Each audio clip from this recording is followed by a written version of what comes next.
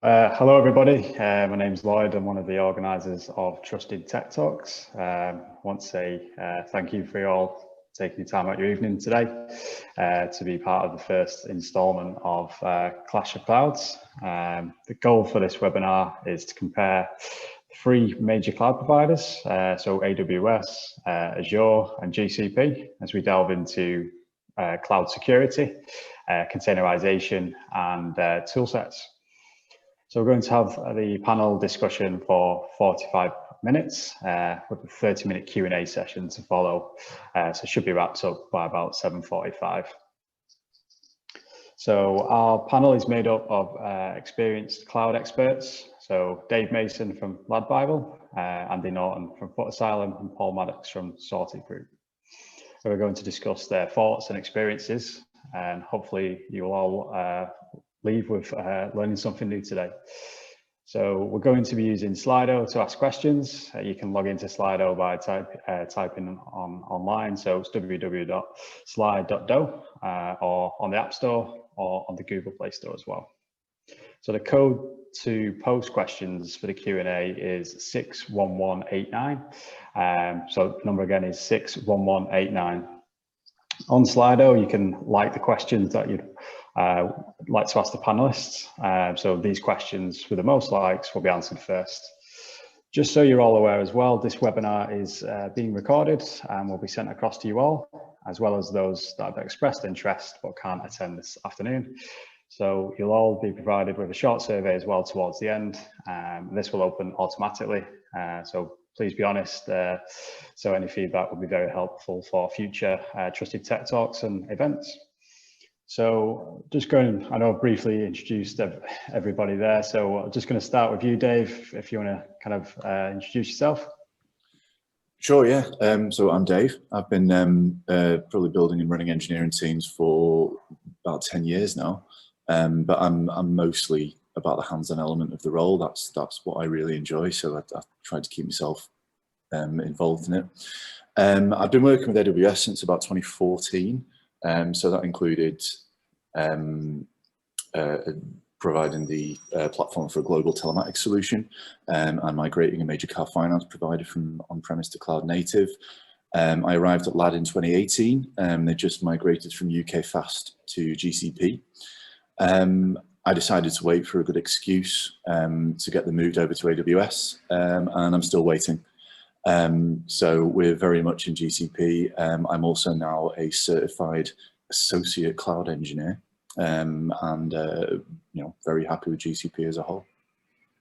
Nice. Andy, do you want to go next? Sure. So my name is Andy. I'm the software dev manager at Footasylum. So Footasylum is a fashion streetwear retail and high street. We also have a big web presence, mobile apps, and we're also across social media with a YouTube channel, which is growing in numbers and popularity over the last year. I've been at Footasylum for just over a year now. Been working with Microsoft Azure since about 2013.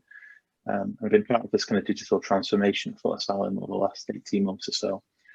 Completely changed the way that we do our development and where we see value in the development cycle.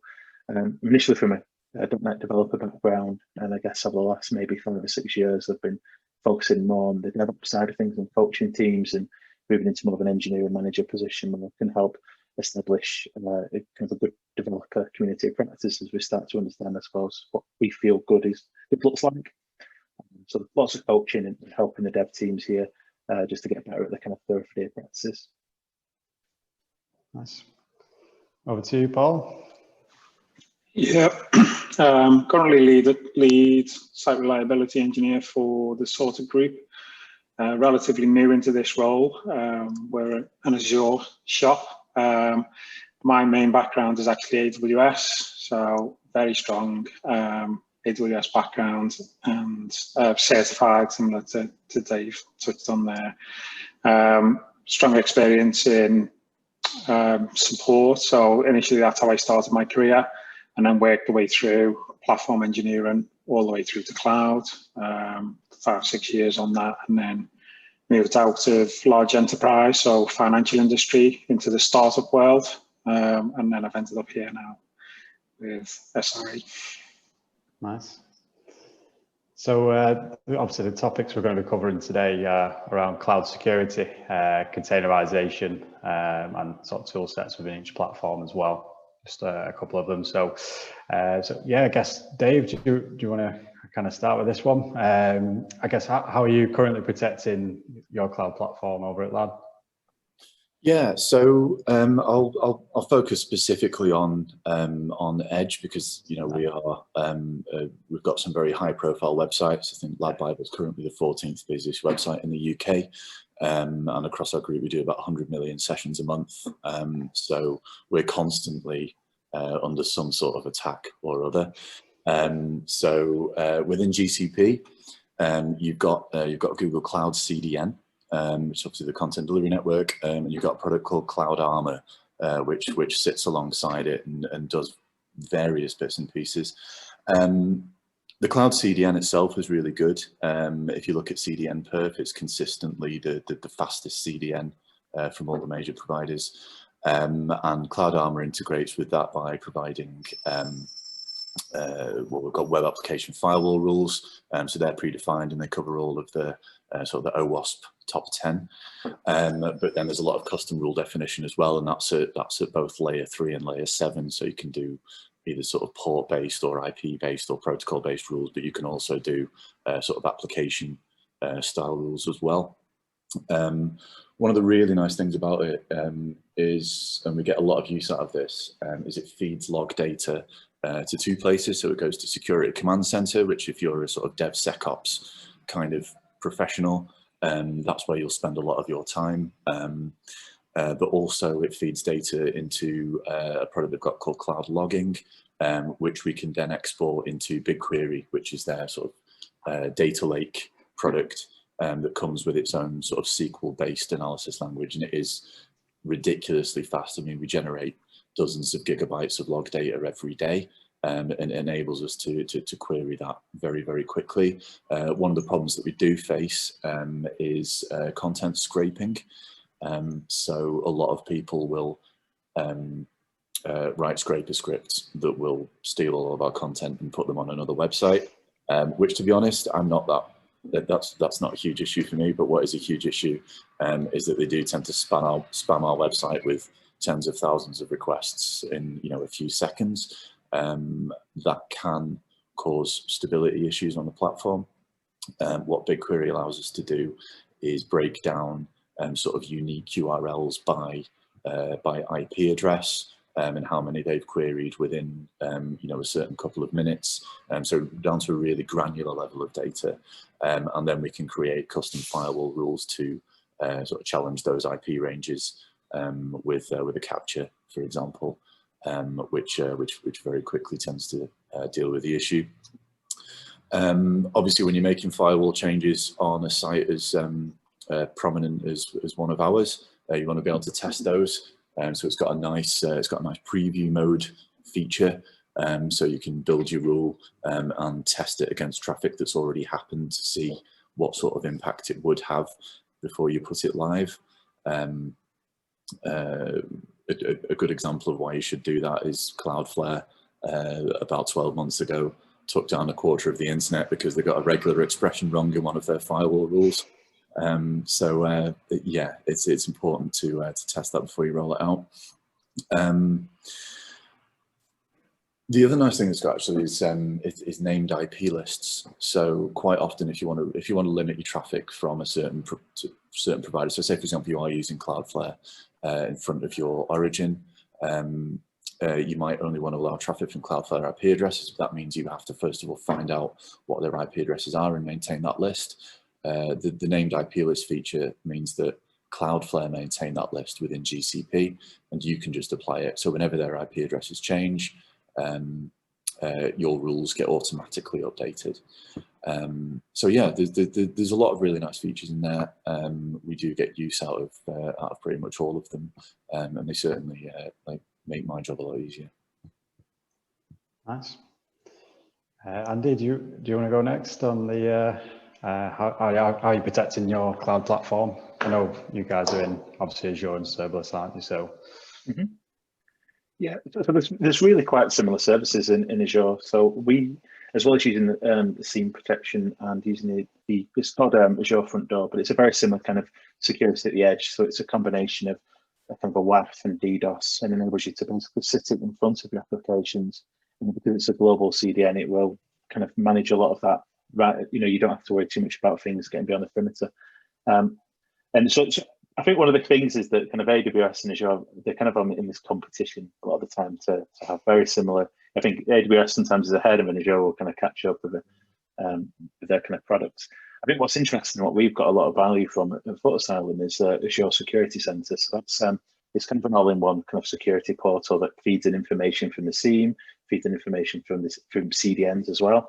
And it enables you to have like a single pane through application security through to actually kind of VMs and stuff like that. And it also only recommends kind of fixes, but it gives you lots of prompts, and it's kind of almost it kind of gives you almost like a tutorial. You can see where you've got maybe problems or following best practices, and it's been really valuable to us because we wanted to kind of use off-the-shelf technology wherever we can really around security, because we don't want to have to roll our own security, and it's inherently quite a bad practice to do. And we've got a lot of value from the security center just because it is giving us that visibility across I guess all the kind of VMs all the way through to our serverless platforms, and we can see these kind of trends in traffic as well, especially around the kind of if we're seeing an access from geographic locations we wouldn't expect, or if we can see there's some strange activity, it's flagging it up and also giving us some suggestions of how we can maybe close those loops or make some changes. So we've got a lot of value from that. So I guess in Azure, it ties in very nicely with Active Directory, things like 365. So it's pretty much turnkey to create some really good secure applications as well, because if we're building tools internally for 10 systems, it pretty much out of the box has secure OAuth flows into 365. And if you're with 365 as your kind of email provider, you don't really have to do much. It kind of gives it you all, and it worries about security. So we're going to get a lot from that.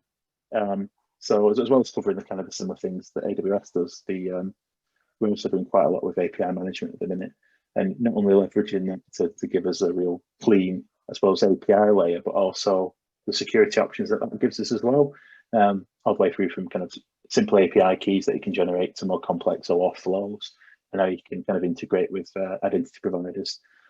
So we've been doing quite a lot of that. But I think ultimately the big thing we took away the last few months isn't just having the SIEM and the CDN, but that security center, because it is giving us kind of visibility and control over all of our Azure resources. And obviously over time, your kind of your estate grows. You've got virtual machines everywhere, your cloud services, you've got blob storage. It's kind of giving us a very clear way to see what's going on at every point of that. This as well, the only other thing to mention is the kind of nature of being a retailer with a big online presence and the kind of ways that our products sell. We find we have bots and scrapers, and there's people who are building things to try and get the latest trainers before anyone else. So we're kind of always in this battle of trying to make sure that we stay one step ahead, and we think of security really up front to make sure that it benefits our customers, and we don't find that when we do a trainer launch, they all go to bots. We want it to be a nice customer experience and people to get excited and get involved in it. So we've got a lot of value from Azure, especially from a security point of view around, say, the security center. Nice. Paul, have you got anything to add on the sort of AWS side? I know it's very similar. Yeah, definitely. It's quite a similar story, to be fair. We've got, AWS offer several tools that are all very, very similar.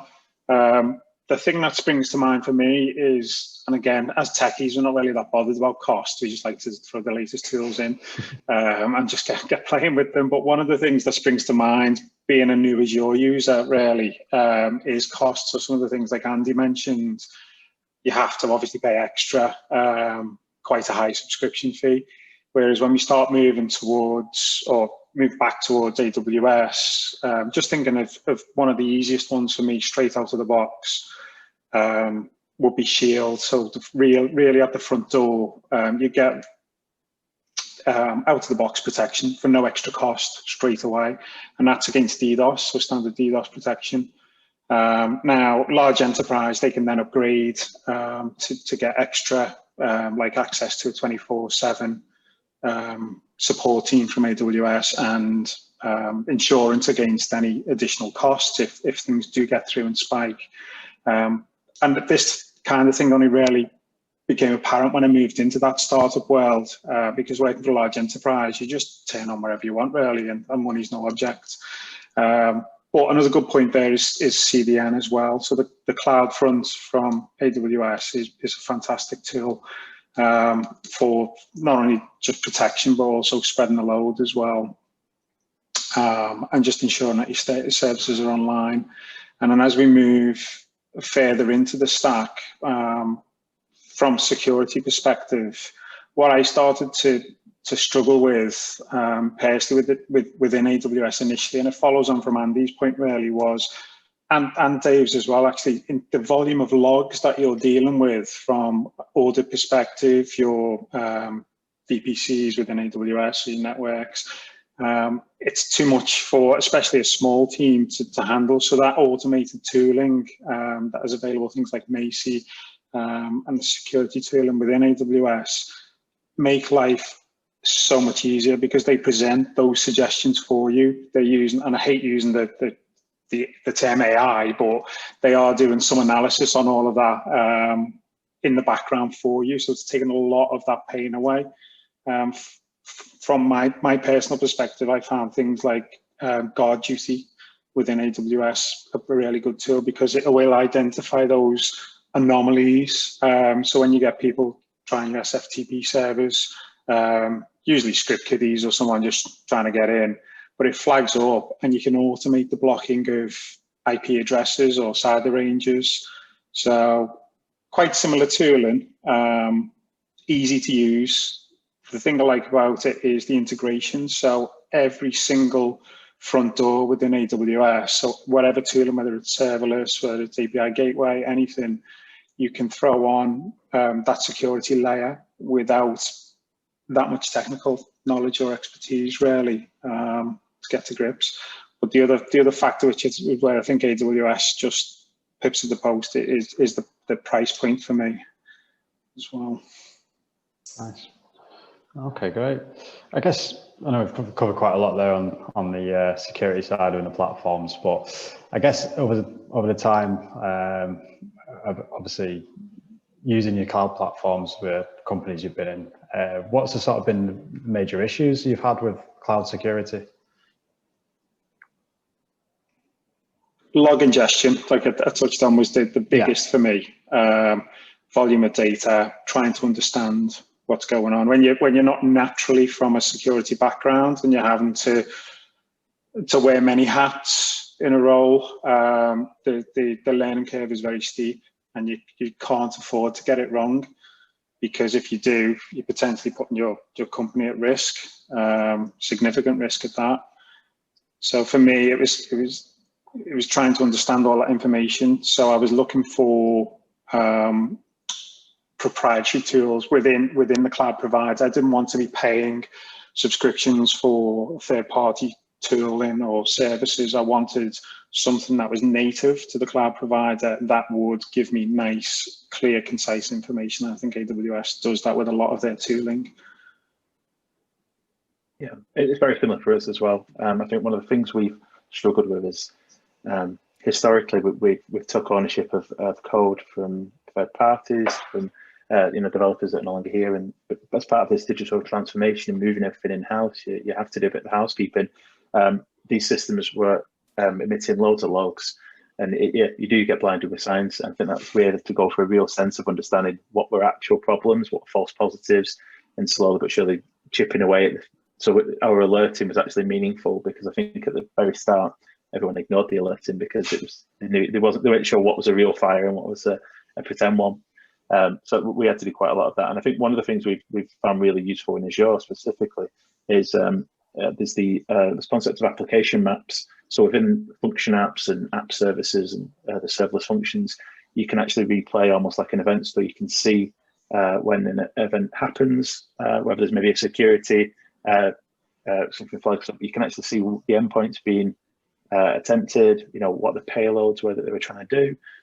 And it gives you a real sense of response times and things like that, and kind of gives you quite an overall view that enables you to really get down to the system level thinking of like what's happening across my systems and the implications and the impact it's having on performance of the environment on a whole. But yeah, it's definitely the same problem we face with alerting and monitoring. I think we're using quite a lot of application insights now. We've standardized a lot of that. And then we're using application Azure Monitor on top of that to actually start to take the alerts and take the logs from various applications and make kind of meaningful as well as webhooks to things like PagerDuty and stuff. So you're only going to be getting people out of bed when they absolutely have to on the service desk. You can get a real idea of how many what the response time is across our applications, and then obviously API calls and where those API calls are coming from, and to understand where the attack surface is over your entire estate, and where you can look to mitigate that with things like front door and other tools.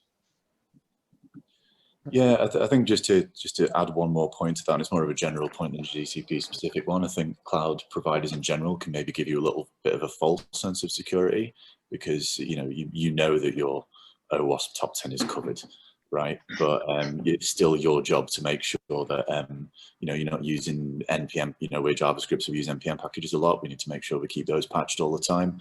I can share this now because it's happened and we've dealt with it, but we used to use a Jenkins build server for our sort of static content generation, and that didn't get patched, and then there was a well-known vulnerability came out that allowed people to hijack a Jenkins server and use it to mine Bitcoin, and that happened to us. And it doesn't matter how well your sort of infrastructure is configured. If you've got software layer security vulnerabilities, then you absolutely are going to get exploited. And somebody did generate a lot of Bitcoin off our coin using our CPU cycles. So yeah, it's important to keep an eye on the stuff that the cloud provider doesn't do. Yeah, that's a good point. I'd say do again, might be giving you bonus points here. Does GCP offer something? Because I know in AWS we've got compliance manager where we can systems manager where we can automate the inspection of all our environments. So things like our EC2 and so our virtual machines, we can inspect them or whatever we're running, and we can generate friendly reports, and we can even automate certain tasks to patch if need be. Yeah, absolutely. So one of the really nice features that GCP's got that I don't believe the other two do is it's the only one that their managed Kubernetes solution supports automated patch upgrades for the nodes. So without any manual intervention, our Kubernetes versions are always kept up to date. But yeah, it's got the security command center, and that keeps it, as well as the edge security, that keeps an eye on your virtual machines, and lets you know if there's any known vulnerabilities on the OS versions that it's running, for example.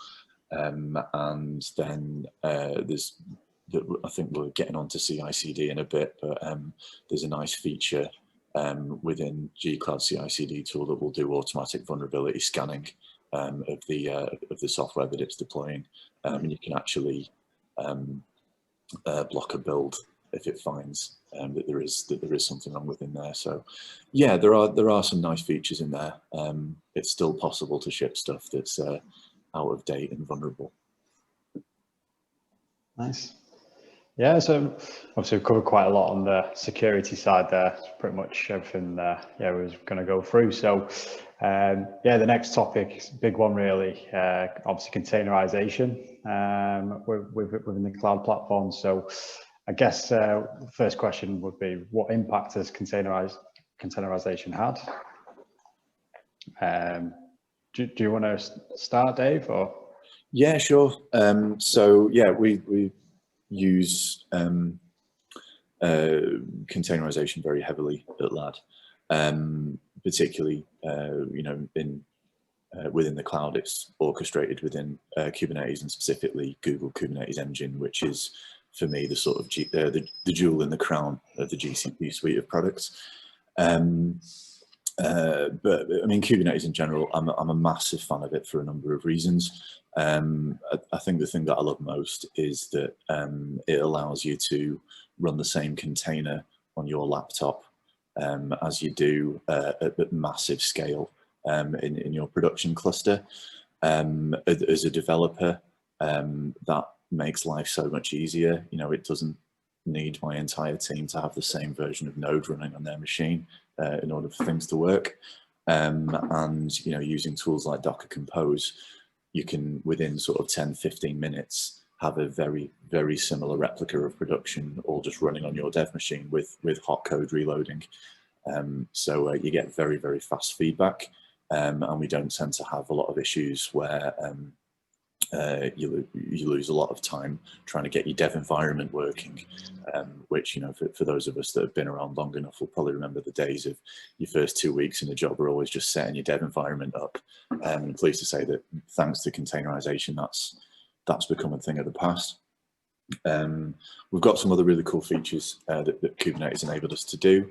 So Kubernetes got a thing called something in it called namespaces, and again, this is part of the core Kubernetes product. It's not a GCP specific thing, but what we've used that to do is create what we call feature branch environments.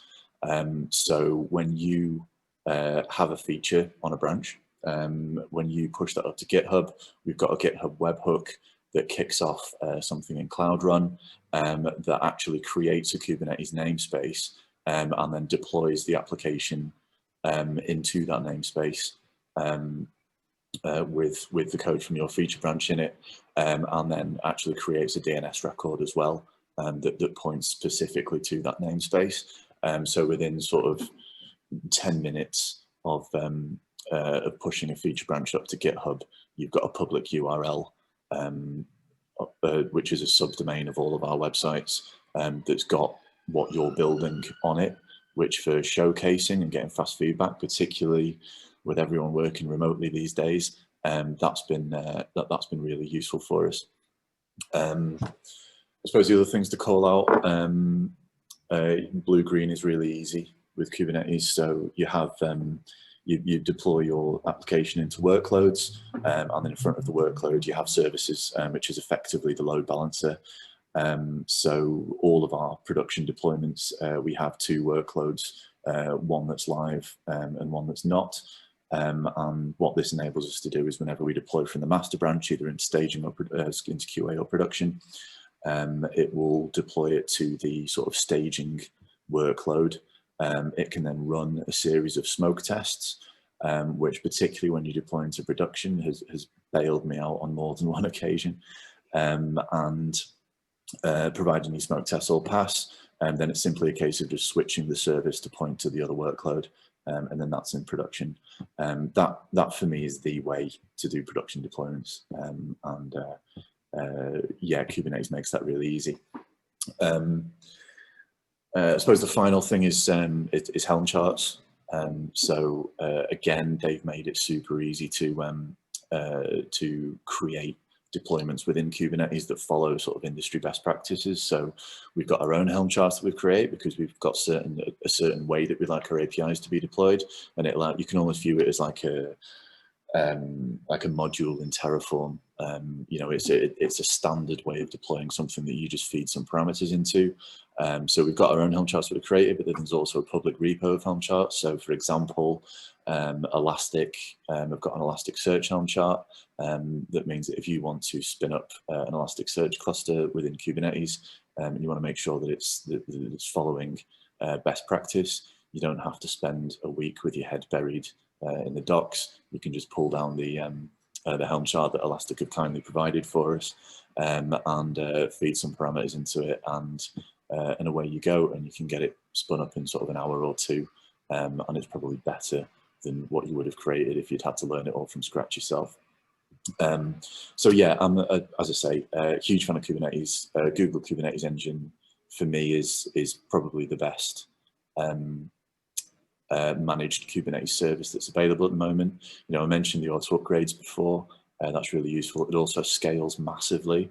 So you can run a cluster with up to 15,000 nodes, which I think compares to, I've got some notes on this actually. So the Azure Kubernetes one does 1,000 nodes and the AWS Kubernetes one does 3,000. I'll be honest, I'll be amazed if I ever work on a cluster that needs to go up to 1,000 nodes.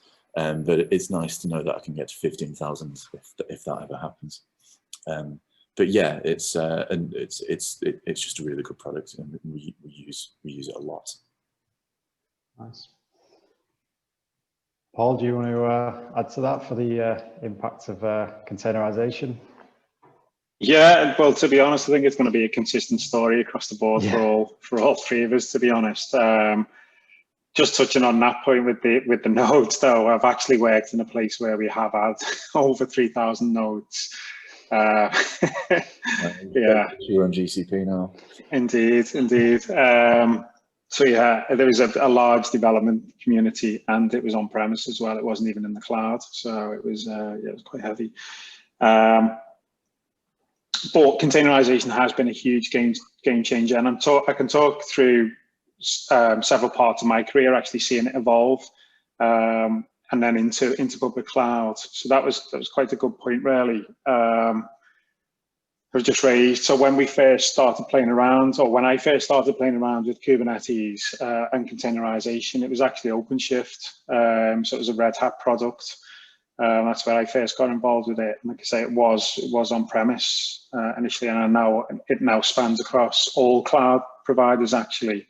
And I got good relationship with all. But that really nails down Dave's point about containers. We're able to run a container.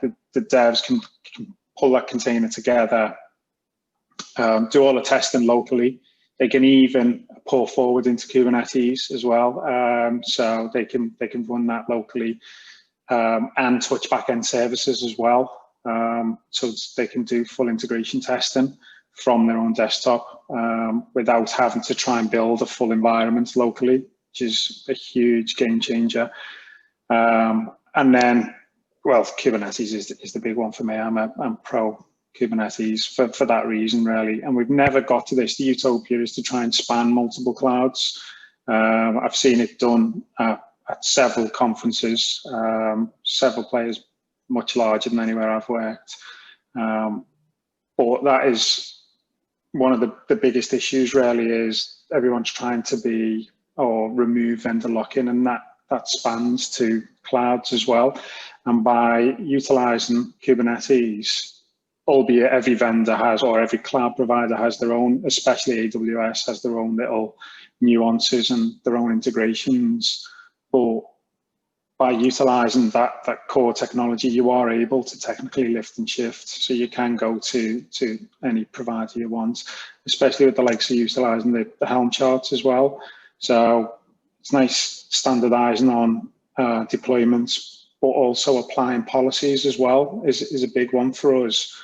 So we're able to, when you've got several dev teams, especially when they're all over the globe, basically, so you're not just working with a local dev team that you're sitting close by, you're working with multiple time zones, multiple languages. Things get lost in translation generally. So if you've got things defined as code, so your policy is defined as code, and you're able to apply that utilizing Kubernetes, then life becomes much easier because everyone knows what they're working with. It's clearly defined, and it's not just John from security told me to do X, Y, or Z. It's clear. There's a clear process there and a clear policy that's defined. And then now within AWS, they can be applied at multiple layers as well. So not just at Kubernetes, you can apply them further down the stack as well. So for us, or from me personally, it's been a big game changer. Nice. I know, Andy, you don't necessarily use Kubernetes, do you? You're obviously serverless. So I was going to bring a question into it, the pros and cons of Kubernetes versus serverless from that side. Yeah, I guess from my point of view, Footasylum, we've wanted to move very quickly across kind of experiments and things like that. And I think because the history of cloud services, it's ultimately it's abstractions over time. I think 10 years ago, and kind of AWS and Azure were just starting out. It's VMs, EC2 instances, and then over time that moved to more services and beanstalk, and then containerization, and then serverless is like a follow on from that, and sitting probably a layer above. I think serverless as a concept anyway has been around for probably longer than people realize. I suppose you could kind of say like the S3 buckets and things like that are an example of serverless. There is obviously servers involved, but you're abstracted away from the entire idea of that. You don't have to worry about any part of that, including, for the most part, security. You can, the patching of servers and things like that, it's not your concern. You worry about your application level security, I suppose. But I think from our point of view, and it's probably not very popular on this call, is I think ultimately I feel like Kubernetes is a really good, kind of a really good tool. It's trying to find the problem where that, what is it actually solving? I think for the majority of companies, the kind of knee jerk is go to Kubernetes when it probably doesn't add much actual value for what they're trying to do. I think there's something on Twitter recently where somebody had looked at the costs of Kubernetes, of setting it all up, and it's hidden costs. And I think a large enterprise business, you're looking at over like £1 million worth of costs around training, around the server setup, around everything you have to kind of put together. And it feels to me a little bit like kind of Kubernetes will probably become an extra abstraction at some point. We've kind of gone from bringing our own containers, and that I think it will move to just bringing our own code. Even for that, I think what we probably see as Kubernetes now is probably going to be nothing more than maybe a few checkboxes in a couple of years, and will be a managed Kubernetes service beneath what you're currently doing, but it's going to be probably a serverless or Kubernetes-less experience at the next level up. I think for us, a lot of the argument about using kind of containers is it gives you predictability, predictability being the same on your development machine as it is going to be from production. What we've seen actually is the serverless and the function, especially specifically functions as a service. I guess that's probably the main one when people talk about serverless in this context. It's the functions part of it. We found that kind of serverless is actually catching up. The local developer experience and the command line tooling for both Azure and AWS as well, from what we've seen, is actually getting really good. We've not really seen it as a barrier, and it's actually probably meant that a lot of the things that we're doing, we're being really lean with our tech stack because we don't want to have loads of dependencies. We don't want to have lots of coupling. We're using things like the emulators and the abstractions that are out of the box, especially with Azure functions. It will give you emulators for the parts that you don't want to have locally, or the parts where you want to use the cloud version of it. So things like Cosmos DB, which is a really good NoSQL kind of provider. It's also meant that we're probably breaking one of the fundamental rules of programming when you talk about like try, don't repeat yourself. We're finding it's forcing us down a path where we're focusing on high cohesion, low coupling. We are repeating ourselves because we don't want to have lots and lots of tied up services, and we want to be able to deploy independent things very quickly to production. And serverless gives us that functionality because we are only caring about our very minimal slice of value that's at the business end. But I think the argument is always going to be two camps, and I think from our point of view, especially mine, I guess more than anyone else's, not speaking for everyone at Footasylum, but we're really attached to owning things. I think generally as kind of developers, we build everything that we can. We don't really think about the build versus buy, and it can get really complicated. I think my reaction to seeing Kubernetes for the first time was, I'm going to learn all this stuff. There's a document and it shows all the moving parts, and it is kind of quite terrifying, really. And I see there's a real compelling argument for Kubernetes at scale when you're having to deal with a massive amount of traffic. I think for 19% of the people who want to use Kubernetes, they're probably not going to get much real tangible benefit from it. As we could probably get away with a lot less serverless functions, or potentially having it as a managed container service. And also, it's a big cognitive load as well. I think there's a lot of time, money, and training. When I suppose what we've learned in the last few years is the values and the business impact. It's the moving the dial for the business, and the technology is almost a secondary part of that. And I think it has changed the way we've kind of architecting our systems. We started to think about everything as being an event-driven model because of the way that you trigger these function apps. So the Azure functions, they support lots of different languages. I think you can even do it in Swift now, which is kind of crazy. But obviously the compute side of things as well. So it's event-based, which means that you're paying for compute execution time. So we're finding we're just building lots and lots of lean services. and then off the back of that, implementing this kind of event-driven architecture using the tools that Azure has. And it's just completely reduced our footprint. And I think if we 5 or 6 years ago were going to be building the architecture that we're building now, not only would it cost a ton of money, but we'd have a massive amount of infrastructure, VMs, VPNs, lots of stuff that we'd have to manage ourselves, which is a lot for a team which is going through kind of like a digital transformation anyway. Yeah, that's a good point, definitely. But now, if you look at things like EKS from Amazon, there is that serverless element. So it is a managed service. You don't have huge upskill. And part of the argument from my perspective, at least, and seeing that where I am now as well, is all the developer has to think about is containerizing their application. They don't have to, because even with serverless, there is actually quite a big culture shift, which is hard to quantify and put a price upon, and often takes longer than a technology change or learning a new language, or what have you. But if you look at EKS from Amazon, you've got things like Fargate now, so you don't have to worry about managing VMs. You don't have to worry about patching, like Dave touched on. You've got automated patching now. So all of that, or the stereotypical pain points from, or what we all call the old days, really, of it's the age-old cattle versus pets kind of thing. Looking after and nursing the server, all that has gone now with these managed services. There is an element of additional cost, as you would expect. You're paying for Amazon now to take that, or whatever cloud provider you're using to take that pain for you. And there's no doubt that serverless is definitely cheaper to run because you're only paying for the cycles. But when you've got large teams who are already familiar with their processes, they're already utilizing, all the pipelines are already built for blue, green, and doing those type of deployments, it's quite a big shift to then switch to serverless. If you're starting greenfield, it's much easier. And if we were going down that route, I'd definitely start from probably try and look at that.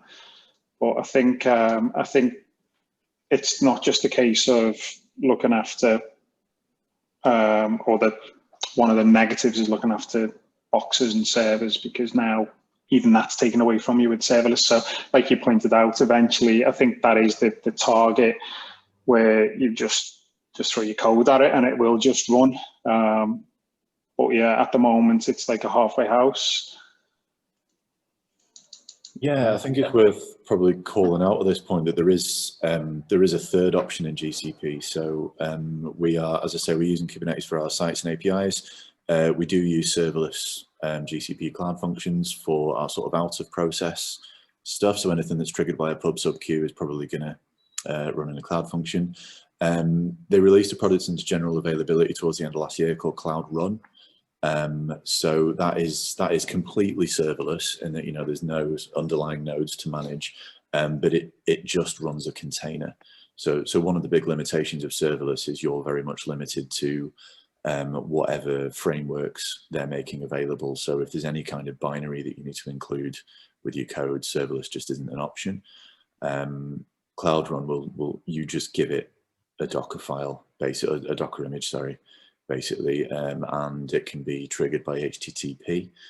So if you are running sort of stateless APIs or websites, that takes a lot of the complexity away from Kubernetes. And I do agree that there is, it's not as steep as it was, but I think there's still a steep learning curve there. There's a lot of sort of Kubernetes specific terminology that can take a little while to wrap your head around, and can be a little bit intimidating at first, particularly if you're not from a sort of Linuxy, Opsy kind of background.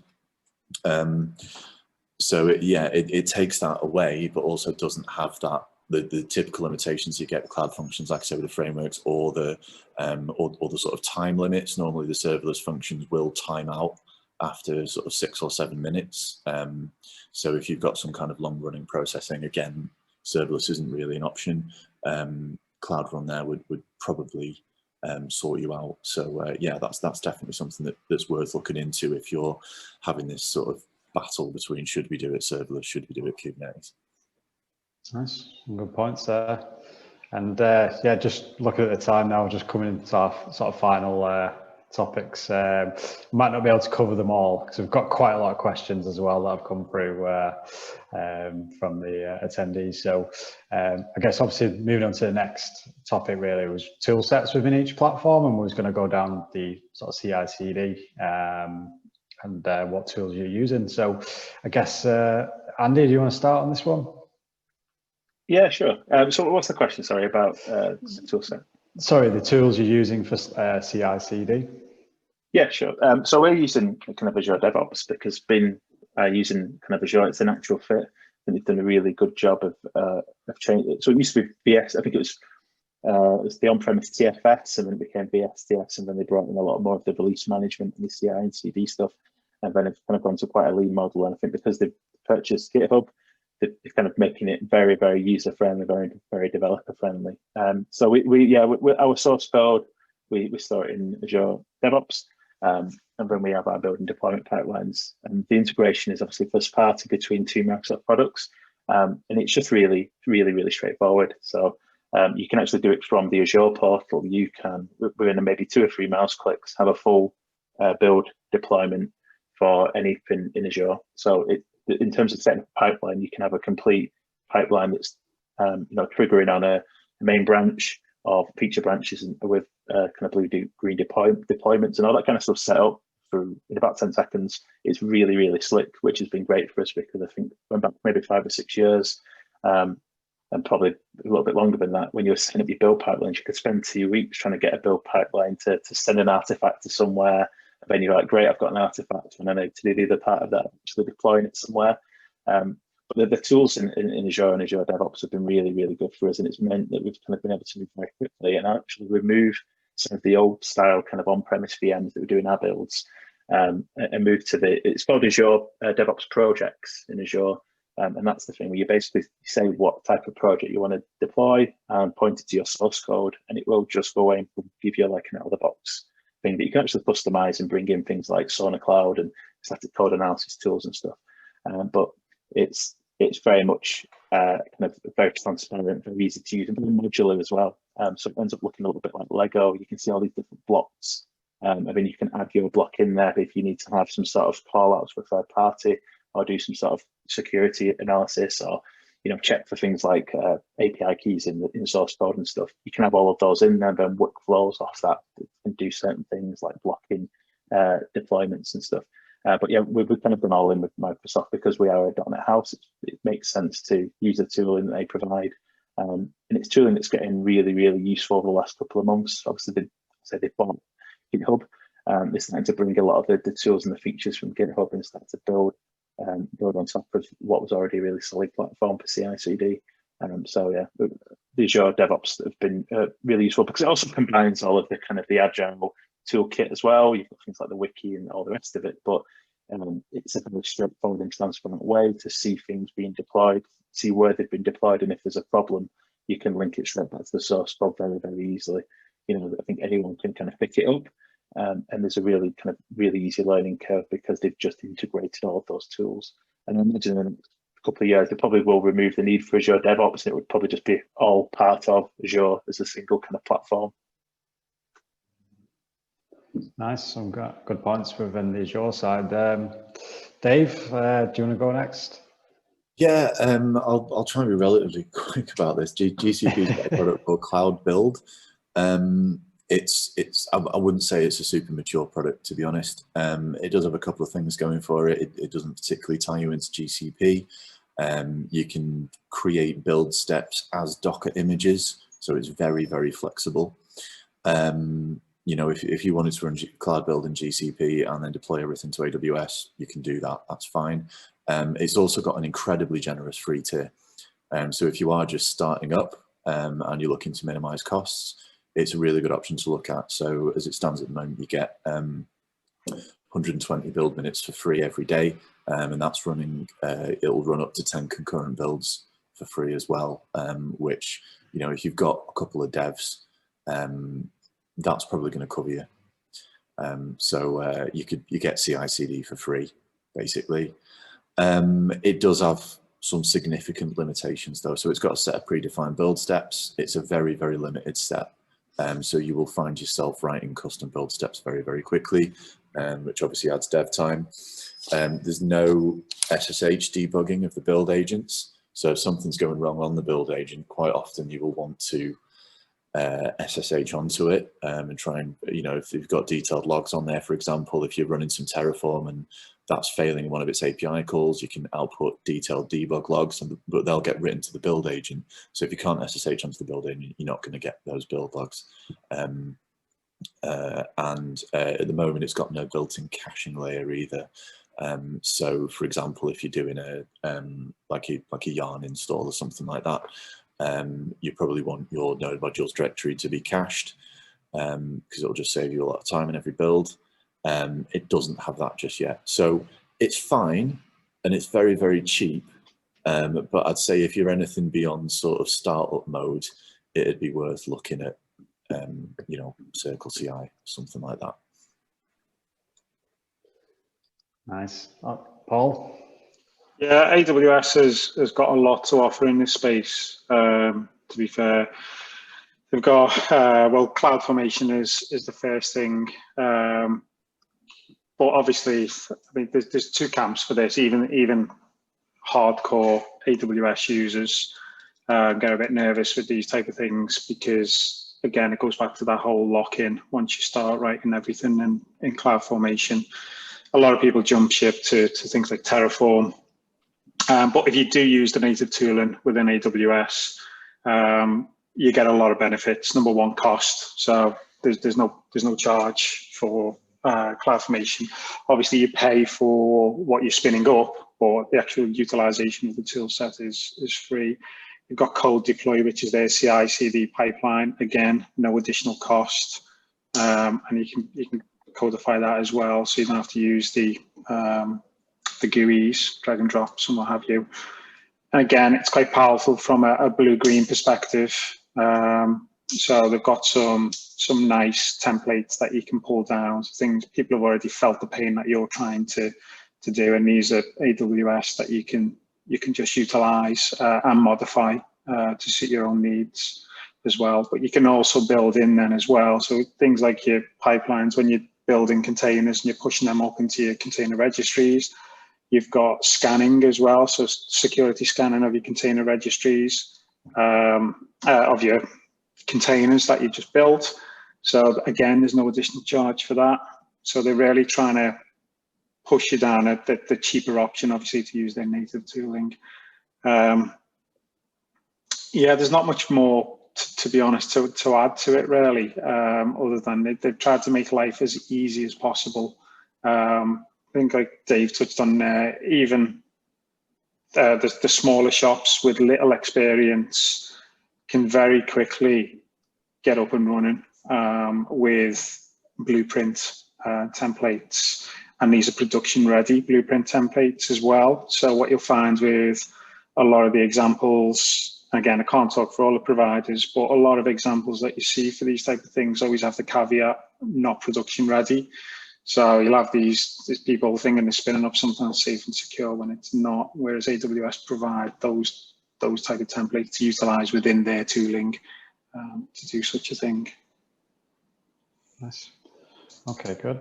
I guess we've got quite a lot of questions. I just had a quick look there. I think there's over 14 questions and some popular ones as well. So I thought we'd delve into quite a few of them, cover as much as we can. And if we can't cover, obviously, all of them, we'll send them through as well and try and get them answered for you. But yeah, the most popular one at the moment is what we've got on the face of it, serverless has large cost benefits, but have any of you seen cases where serverless is less cost effective? Yeah, I think you need to look at cost holistically. So yeah, serverless is without any shadow of a doubt cheaper on your cloud bill if you can run things that way, because, as Paul said, you're just paying for the cycles. What you do tend to find quite a lot in serverless shops is shared dev environments, and because you can only really run them within the cloud provider. So you'll have maybe a dev environment, a QA environment, production environment, and if you end up, what I've seen is you'll end up with a team of 5 or 6 software engineers, all sharing a single development environment because it's the only way that they can really run their serverless code. I think Andy mentioned that there's tools available now that make it easier to test. So maybe this isn't the case so much anymore, but certainly what I found was that we lost a lot of time to broken dev environments. And as high as my cloud bill is, it pales in significance to the cost of my software engineers. So keeping them at high velocity and unblocked is a very important thing to think about when you're looking at sort of overall cost. So that's where I'd say serverless can end up costing more, just in terms of lost time. I think one of the really useful things in Azure is that it's obviously the serverless compute model, but there's a serverless reserved instance model that can really give you an idea of what the cost would be like over a certain amount of time. I think from our experience, we've gone from having lots of stuff, lots of kind of old school EC2 instances in AWS, and we moved to Azure, and we could see just a massive decrease because I suppose the nature of what we were doing is very much transactional, functional. There's peaks and troughs through the day. The services overnight really probably quite low. I don't think there's many people buying trainers at 3 o'clock in the morning. So having these kind of big EC2 instances that weren't very easy to auto scale, they're quite clunky, meant that we were naturally going to save quite a lot of money when we moved to more of a compute model. And our kind of idea was at some point we'd then move from a compute model to more of a reserved instance state. We've not really needed to. We've kind of kept with that compute model because we can see the projected monthly cost is still way below what we'd expect in Azure compared to what we did have before. But you can there's I think 2 or 3 different kind of tiers in Azure, so it can give you a really good idea of what it will cost over a month, given a certain kind of expected usage over like a day and things like that. Anything to add on that, Paul? Or not really, to be honest. There's not much comparison. No, fair enough. Just looking at the next question then, most popular one. So do you mix cloud services, i.e. Azure storage with AWS compute? Yeah, in short, I do. So there will occasionally be a time that the cloud provider that you're using for most of your stuff doesn't do the thing that you need to do, or doesn't do it as well. So the concrete example I've got is that we have multiple caching layers behind our sites, but one of those is an Elasticsearch document store that contains all of our content to make it sort of searchable and discoverable. I wanted to run that as a managed service rather than deploying ES into Kubernetes. GCP doesn't have a managed Elasticsearch service. AWS does. So our Elasticsearch cluster is in AWS, but all the services that talk to it are in GCP, and that's fine. Quite similar, but not using the managed service, so using Elastic, but in ECS within AWS, and it wasn't from any other factor other than isolating it from basically utilizing 2 different clouds providers just as an additional layer of protection. So again, overkill, but it kind of ticks 2 boxes whereby you're a multi-cloud shop, but also you're able to compare as well the 2 providers. Nice. And anything on that, Andy? I know. Yeah, I mean, in terms of kind of we try to avoid that. I think I know some people, and I've worked with people who are really kind of conscious of being kind of vendor locked in, and think it's kind of God, I can't possibly decide to a vendor. But I've always found it to be quite similar to things like when you're developing code, and you've kind of written your code in such a way that it's live and it's out there, but you're tied into almost an implementation around SQL, and you think, well, what happens if we switch from using SQL Server to MySQL? It could happen, but it's quite rare, I think, to find yourself in a position where you want to actually switch out. We've tried to go all in on a certain provider, especially with Azure, because all the tool set is really well integrated. You don't really have to do a great deal to get two pieces of Azure things in Azure talking to each other, and it's mostly event driven. And I think there's uses event grid behind the scenes to trigger things. It's pretty much tick box to do that, to add value. You know, add the kind of the system, and then get to a point where you can very quickly deploy code. So we try and keep it within the environment, within Azure, we're multi-region, but keep all the stuff for a particular region within that region, just to reduce latency and to avoid having calls out to different cloud providers, which obviously takes a little bit more time. And if it's a serverless model, we want to be as quick as possible. Nice. So the next question is more for Dave as well, but have you struggled to recruit people within GCP in comparison to AWS or Azure? Not massively, but that's because it doesn't matter to me hugely that someone's got Stacks or even any GCP experience, particularly if they've been working with AWS. I found it as you know, I've worked with all three. I find Azure quite different. I find AWS and GCP strikingly similar. You know, Kubernetes is Kubernetes. AWS, you've got Lambda, GCP, you've got Cloud Functions, AWS has SNS, GCP has PubSub. You know, they're all implementing well-established sort of computing ideas. So transitioning particularly from AWS to GCP, I found very, very straightforward indeed. So no, to be honest, I've not struggled so much, and we've invested quite a lot in both in terms of time and money in sort of skilling up our existing people in GCP. Nice. But there isn't a lot of GCP experience out there. Nice. The next question is, do you feel as though going completely cloud/serverless is a must for every business? I don't think so. I think it depends on what problem you're trying to solve. I think I suppose the different companies have different needs. I think the problem is when you don't see the business problem, first of all, and you're trying to shoehorn a business problem to fit a particular kind of technology you want to use. And over the years, that's a big thing that I've learned, is that kind of shifting it around and look at kind of the business value and look at the cost of these things that you're going to do. You know, I think it totally depends. I think there's some companies where it makes sense to go down a route where it's going to be heavy traffic all the time, and you want to make sure that you're not having to babysit your servers, where Kubernetes is a good choice. And there's companies where if it's mainly transactional, then serverless probably makes sense, because if it's transactional, it's more likely to be an event behavior based kind of architecture. It's very easy to spin up things and have attachments to particular functions that then have a workflow across your environment. But from us, we've kind of found it totally depends. I've worked at places that have preferred to do kind of containers, and places like where I am now, where we're trying to remove the unnecessary kind of overhead of too much architecture and having all that stuff trying to fit in someone's head. Nice. Anyone else to add to that, I guess? Yeah, there are always, well, Andy touched on it there earlier, you've always got to look at the problem that you're trying to solve and never look at the technology and try and make it fit the problem.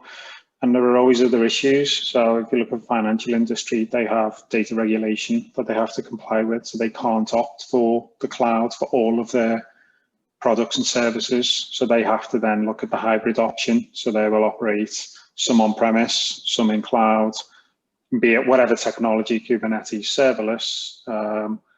So you have to look at the solution, but also the constraints around that, be it legal or technical.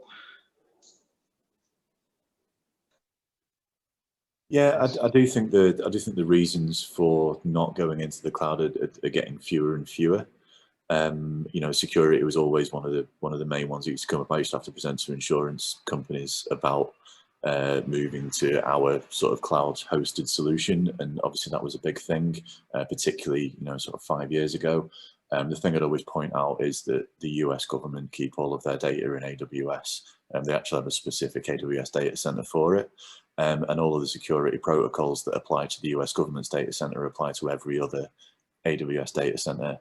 And, you know, if you want to find perhaps someone that's fairly paranoid about their data leaking. You probably won't find anyone more paranoid than the US government, but they're happy to go with AWS. And when you really dig into how they secure their data centers, from no expired disks ever get out of there without having holes punched in them and set on fire, and you can't get into the data center without walking past a number of people with guns. It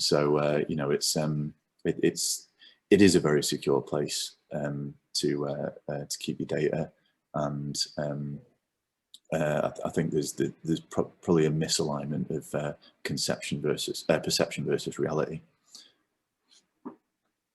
I totally agree with that. Totally agree. I think just an anecdote. So when my first job, we had on-premise servers in Manchester. We were based in Bolton at the time, and there was a problem with one of our servers, and somebody had to get on a motorbike and drive to Manchester to fix the problem, and got stuck in traffic on the M602. This is a long time. It's like 15 years ago, but we had a server down because of traffic on the M602. So if you can imagine that now, that's another abstraction. You don't have to worry about traffic jams causing problems, but yeah, it's another thing you don't have to worry about. That's some good points. The next question is whose responsibility is it to secure and continuously monitor the security of your cloud software estate, whether that be product teams, security experts, or platform team? I think that probably depends on the size of the organization. I suppose ideally you would have, if you were big enough, you would have dedicated security professionals who would be experts in that. But you may be surprised to find out that LADbible aren't that big. I suppose ultimately here it's my responsibility to make sure it's happening. And we've put some time into making sure that we've got the tools in place and the right alerts set up. But yeah, like I say, I think it very much depends on the individual organization. Yeah, I'd second that really. But also it goes deeper than, well, we touched at the very beginning, not just about protecting your network from threats, but you've also got internal threats as well, something to consider, and vulnerability management of your software as well. So overall, I think everyone has a responsibility for security, but if you can utilize, again, something we touched on at the very beginning, defining your policies. And what I mean by that is not just a written document, I mean implementing a policy that's enforced. So when you try and deploy a container out into production, does it meet the bare minimum for security standards? Are your packages patched to the version that you find acceptable? Those type of things that you can put in place. So even if your company or startup is small compared to the larger enterprise, you can still control the gateway by utilizing those tools and techniques. But overall, I think everyone, even developers, should be ensuring that whatever they're writing should meet at least the OWASP top 10. So if you look at it from that layer, there's always a responsibility at every single layer. Yeah, I think from our point of view as well, because we've had this digital transformation, we've gone from very separate ops teams to being, it wasn't ops developers. We tried to bring them together for DevOps mentality, but what we're exactly the same. We want to give the ownership of what they're building to the team, and not just kind of from the security point of view, but almost kind of cost as well. So it's really clear what that team owns, the part of the cloud stuff that they run, what the costing is as well. That's something we've been looking at in the last few weeks actually to make that better. But yeah, ultimately it should be everyone's responsibility, and I think it helps the ops people, because there's nothing worse than having to hand things over the wall to ops people, because ultimately if you're building code and there's problems, they're the people that are going to be up at 3 o'clock in the morning. And there's a good quote by, I can't remember, it might be Gene Kim or something like that, who said, the best way to get fewer bugs in code is make the developers be on call. It's we found that by bringing, the ops people can focus on where they can loads of value, but also we're giving some ownership and some autonomy to the teams to kind of help educate themselves on security across the platforms. It isn't just someone else's responsibility. Because ultimately, if it's Trevor's responsibility, there's going to be a part where something falls through the gaps, and nobody wants that to happen. Okay, great. Yeah, next question. No, we're nearly running out of time now, but yeah, the next question is, we've covered securing at the edge. However, what policy as a code type, tooling or process are you using to protect from misconfiguration or leakage from the inside? Yeah, so GCP's got a thing called Organization Policy Service that allows you to define very, very granular rule sets for your sort of cloud console or CLI users. So yeah, we have some custom roles that we've created that we assign to anyone that needs access to GCP, and just ensure that things are being created in the right way where we can. And certainly people only have access to the things that they need to have access to. Yeah, generally the identity and access management in GCP is really good. Yeah. Same for AWS. So from that aspect, like Dave touched on, really good. But it comes down to ensuring that you've defined your policy. So AWS have a concept of organizations. So you have multiple accounts, and you can split it to match your company. So common one would be for environments, so production, everything that's not production in their own. You can utilize an organization sort of top-down layer to govern who gets access, and you can also control what they can and, more importantly, cannot do. So you can remove privileges from parts of the organization. But there's also another tool within AWS called Compliance Manager, and you can have that autonomously running, again, based on a policy that you've written to ensure that everyone is compliant with the standards that you've defined for your organization. So that could be ensuring that nobody's opening up certain ports to the world, obviously SSH, RDP, but also that whatever they're deploying is correctly patched to an acceptable level as well. So yeah, there are several tools that we utilize. Yeah, I think from one of the tools that we're using in Azure, we started to look at, it's part of Azure Monitor, but it can tell you so when an outage or something happens, it can actually give you a real kind of a report of what might have changed. So from an infrastructure point of view and a settings point of view, we use Terraform, but there's always a chance that something might get changed in a particular environment. It kind of gives you the login of that and can quite smartly tell you where the differences are in config between different environments and changes and when they've happened. Because like I mentioned before, Azure, the back end of Azure is kind of event grid. So whenever anything changes, it will trigger an event that's logged somewhere. So there was an example a few months ago where someone had changed something in an environment and we couldn't work out why it broken because we've got infrastructure as code. This is going to be the same in every environment, but it turned out there was some setting somewhere that was being overridden by somebody who was in the didn't realize what kind of the impact it was having, but we were very quickly able to see that, and it almost becomes that the settings are in a sort of version control of their own in Azure, but we could tell when something had changed, who changed it, and then remove that as something that can be kind of written to using the policies that are in Azure as well. Okay, great. Probably got time for one last question. I'll just have a quick look. So this one's for you, Dave. Actually, do your feature branch environments? Do your feature branch environments spin up all your backend APIs that serve your website, and are your subdomains temporary? Sure, yeah. So yeah, a couple of things going on there. The answer to the first bit is, do they spin up all the backend APIs? They could, but they don't, because we just don't find that they need to. So the feature, say for example, we're making a change to the website, the feature branch environment will talk to our QA APIs.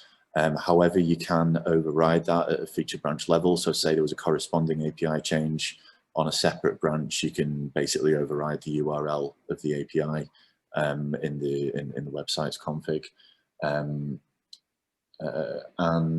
the subdomains are temporary in that we have another GitHub webhook that occurs when the branch is deleted. So our pull requests automatically delete the feature branch when they get merged in, and then that kicks off a process that cleans up all of the Kubernetes resources that were created for that feature branch, and deletes the associated DNS record. Okay. Just see if we may have time for one more. If it's, we'll check. So yeah, we've got one here. So how concerned are you about lock-in of FAS? Well, I guess we were using it. Not much, to be honest. I think the layer that we're implementing code, it doesn't really make much difference. There are things on top of kind of, I guess, the service. You can have a generic C#, for example, because we're .NET. I forgot the name of it, but there's an open source tool which basically sits on top of whatever cloud provider you want to use and whatever the functional tooling is. But for us, we're particularly that concerned, and I think the big change, the big, I guess, thing we saw is we were able to copy and paste code from an old ASP.NET function into a function, pretty much copy and paste. There's obviously a few changes needed here and there, but it was really straightforward to do, and that kind of validated that really weren't that concerned about being locked in, because the function for themselves, for the most part, there's not really any difference. You're kind of having your code, and you're just bringing your code to the table. So we kind of looked into it, wanted to make sure we weren't locking ourselves in, but ultimately there wasn't enough in there to really lock us in, because it's very straightforward kind of code that you can probably copy and paste out from anywhere. Nice. Anyone to add to that? No, I'm not. Vendor lock-in isn't something that I lose a huge amount of sleep over, to be perfectly honest. I definitely have bigger problems. But additionally, just to repeat Andy's point, it is at the end of the day, in our case, we're JavaScript, so we're just running node functions. A node function will run in GCP and AWS or Azure. There's a little bit around the edge, that you'd probably have to tweak a little bit, but on the whole, it would remain mostly the same. Similarly, if you're using Terraform to deploy, obviously there would be changes to the Terraform, but they're all very similar. So if you did manage to find a scenario where you suddenly needed to get all of your cloud functions turned into Lambda functions, I wouldn't anticipate it being a huge amount of effort. Anything to add to that, Paul? Or Just reiterate, really, it's unrealistic. I think that the worry of vendor lock-in comes from, and not to tar all of them at the same brush, but senior managers, so the C-level sort of management, because they've been sold that sort of dream. But for the guys on the ground who are actually doing it, it's like we touched. You're doing Java, you're doing C#, you're doing .NET, whatever. It doesn't really matter. JavaScript. You've picked your bed. It's relatively straightforward, albeit a bit of time to change. But in the real world, is it likely to happen? Not very. Fair enough. Okay, great. We've got quite a few more questions. So what I'll do to get them answered, I'll fire them through to the panelists today and see if we can get some of them answered and sent back across as well. But yeah, no, I want to say a massive thank you to obviously Andy, Dave and Paul for the contributions to the event this evening. I'm sure you're receiving a virtual round of applause from the attendees as well. And appreciate any feedback or advice you have for our next Trusted Tech Talk as well. So yeah, once again, thanks guys, and hope everyone enjoyed. Thank you. Thanks for having me. Cheers. Thank you. See you later.